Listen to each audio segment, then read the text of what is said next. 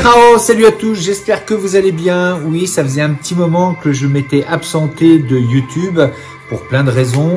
Bien évidemment, la première pour le travail. Et puis la seconde, c'est par rapport au projet de la fameuse marque WooLegend dont je vous ai déjà parlé dans d'autres vidéos.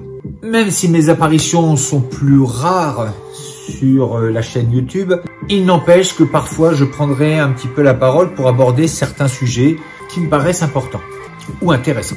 Du coup, aujourd'hui, j'aimerais parler un petit peu de cette notion de clan ou de communauté, parce que oui, l'être humain a besoin de se rassembler.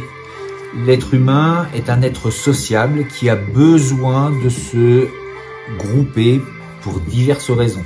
Déjà, historiquement, à plusieurs, ça permet la chasse, ça permet de se nourrir et de se mettre en sécurité. Et puis une des raisons, non des moindres, c'est de pouvoir partager des idées, des points de vue. Et c'est grâce à cette notion de débat que on peut changer notre point de vue et de s'ouvrir et de grandir. Même s'il est parfois intéressant de partir seul, d'avoir des moments de solitude, non pas de finir comme un ermite, quoique, pour une période donnée, ça peut être intéressant de se retrouver soi-même, de s'échapper du bruit environnant, de retrouver un petit peu le calme. C'est ce qui nous manque parfois dans nos sociétés.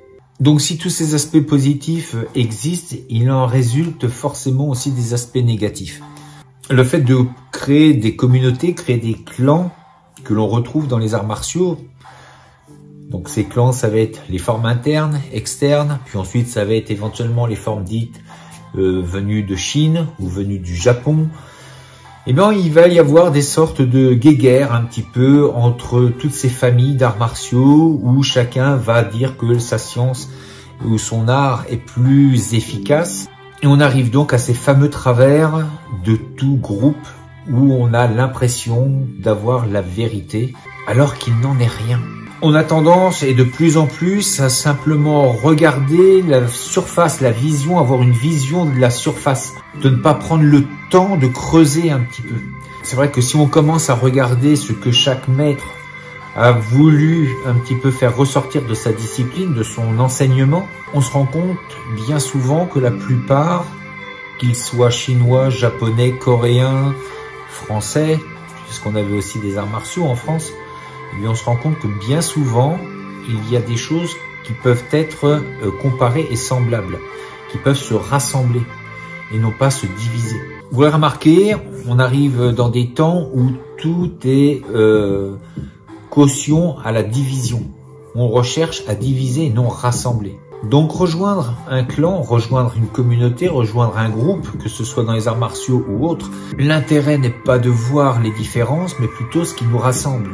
En tant qu'être humain, nous devons chercher absolument ce genre de points communs pour éviter toute division.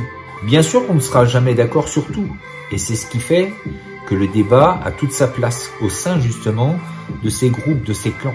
Donc le débat doit avoir lieu.